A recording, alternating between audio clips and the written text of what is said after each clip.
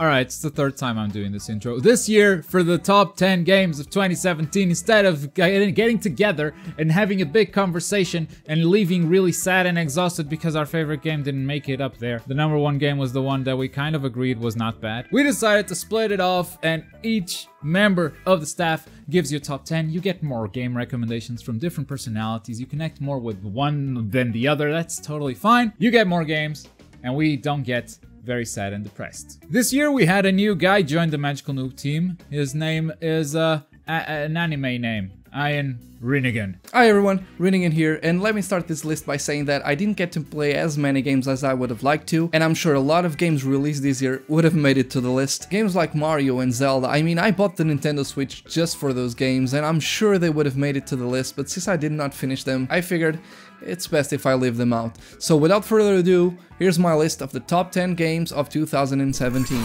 Let's take the elephant out of the room straight away. At number 10, PUBG. The reason this game makes it to my list is because despite its flaws, and trust me, there are a lot, this game is so much fun, especially while playing with friends. Sure, it can be frustrating to lose your frame rate while engaging into a battle and dying because of it, but having 100 people in an island scavenging for weapons and gear and trying everything possible to survive creates an awesome environment with great in-game moments and millions of different outcomes. Since the game just came out of early access, there is obviously a long way to go until the game reaches its end, so I'm really looking forward to see this game evolve and get better in the future. At number 9, a game that was not released this year but is still growing, which is OVERWATCH. Now, although this opinion might be biased by the fact that I spend a lot of time working with the game on TGN, the truth is, not only does this game have a very complex and fun gameplay, all the lore around it is so great. Every piece of content they release, be it cinematics, comics, characters, or even maps, comes with all sorts of Easter eggs and teasers towards the future of the game, making it a very exciting time whenever they release new stuff, which is the reason I keep coming back to it. At number 8, none other than Rocket League. Now let me start by saying that the only reason this game is not higher on the list is solely because the game was not released this year, apart from the Switch version of course. This is by far my favorite online game nowadays and the game that I spend the most time playing. Rocket League has me always wanting to do another match and ending up playing hours more than planned because it's so addicting. The game is very simple to play and enjoy while not being great at it, but the level of depth you can get in terms of gameplay is just unbelievable, and with almost 400 hours of gameplay I still feel there's a lot of room for improvement, which is probably why I'm doing at least another 400 in the future. At number 7, Doom, another game that was not originally released in 2017, but I only got to play it early this year, and it was definitely one of the best games I played to date. The game is pure mindless fun. You get in an armor, you kill a lot of monsters with these awesome animations, no questions asked, and you do it while listening to the most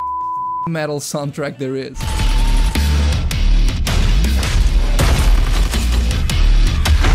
And the funny thing is, despite not even trying to have a story, the creators give you awesome characters with excellent voice acting, which is already better than what a lot of story-driven games manage to do. At number 6, Quantum Break. Now, say what you will about this game, this is one of my favorite games ever. The game might not have the most revolutionary gameplay of all time, but the story is fantastic. I love the characters, I love the scenery, and I love the fact that for the first time I actually saw a time travel story that is actually credible and very easy for anyone to understand while still having a lot of depth. Of course, my opinion might be biased by the fact that I'm a huge sci-fi enthusiast, but I still feel the game is very underrated. The game also has a mini-series between each episode, and although the choices you make are not incredibly different, it still makes for a variety of paths adding to the replay value. At number 5, Little Nightmares. The only thing bad about this game is the responsiveness of the controls now and then, but apart from that, the game has an awesome playstyle, very engaging soundtracks with lots of interesting characters and moments throughout the story. Little Nightmares has an amazing and also creepy environment that makes for a great journey filled with so many details. I also love the fact that the developers chose to be very ambiguous regarding the plotline, so the game ends up being a very different experience to each player, and all the theories that the fans come up with around the game almost makes it feel like there are different storylines to the same game, which was probably their intention all along. Number 4, What Remains of Edith Finch. Now let me start by saying that I just played this game, and this is probably the reason it is only number 4, since I feel multiple playthroughs will make this game go higher on the list. I went into this game expecting a normal story-driven first-person experience, which is fine by me really, but the game ended up to be so much more than that. The developers came up with one of the most intelligent ways of storytelling I've seen in years. Together with a beautiful soundtrack and very good voice acting, this is definitely one of the top games this year. And at number 3, Injustice 2. Boom, boom, boom, boom, boom, boom, boom, boom, boom, boom, boom, boom, boom.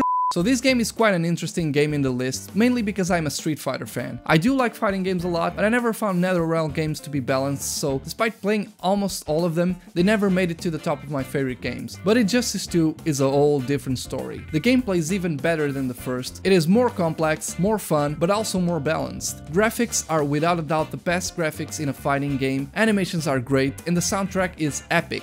Whoa, what an awesome game this is, right, Rinnegan? You're right, but I'm not finished. Even though the game did need one, the story mode in this game is the best story in a fighting game ever. It puts any fighting game story modes to shame. Yes, Street Fighter V, your story mode sucks. And if that wasn't enough, they created the Multiverse, a mode where players will play through a random arcade ladder, and as you play through these, you can earn experience, gear, which will then alter the appearance and stats of your character. I easily spent at least 100 hours just in this mode because it's so addicting. NetherRealms did change the fighting game genre forever with this game, and that is why this game deserves to be on my list. Number 2, Sonic Mania. What?